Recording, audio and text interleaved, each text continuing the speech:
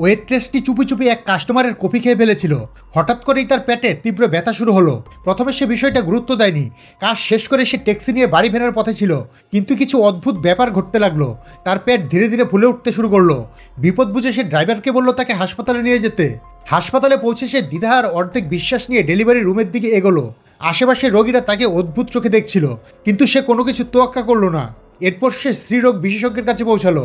জরুরি অবস্থায় ডাক্তাররা তাকে দ্রুত অপারেশন টেবিলে শুইয়ে দিল। কিন্তু অবাক করার মতো ব্যাপার, ব্রুনের কোনো হৃদস্পন্দন তারা শুনতে পাচ্ছিল না। সঙ্গে সঙ্গে তারা সিজারিয়ান করার সিদ্ধান্ত নিল। কিন্তু এ কথা শুনে মেয়েটি আতঙ্কিত হয়ে গেল।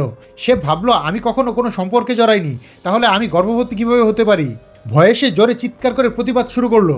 ডাক্তাররা তাকে শান্ত করতে ইঞ্জেকশন দিতে বাধ্য হলো।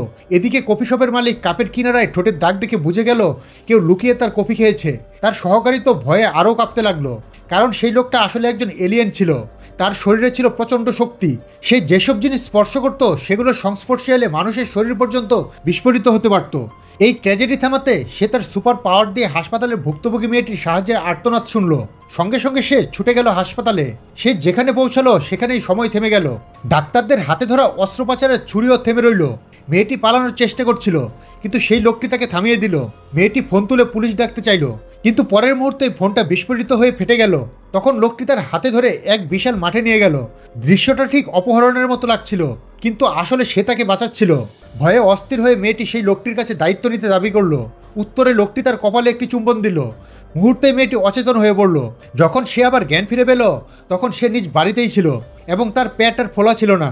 সে সব কিছুকে স্বপ্ন ভেবে বিশেষ গুরুত্ব দিল না, কাজে যাওয়ার জন্য প্রস্তুতি নিল। কিন্তু নিয়তির খেলায় তারা আবার মুখোমুখি হলো। এক লিফটের ভেতর হঠাৎ করেই তাদের দেখা হয়ে গেল।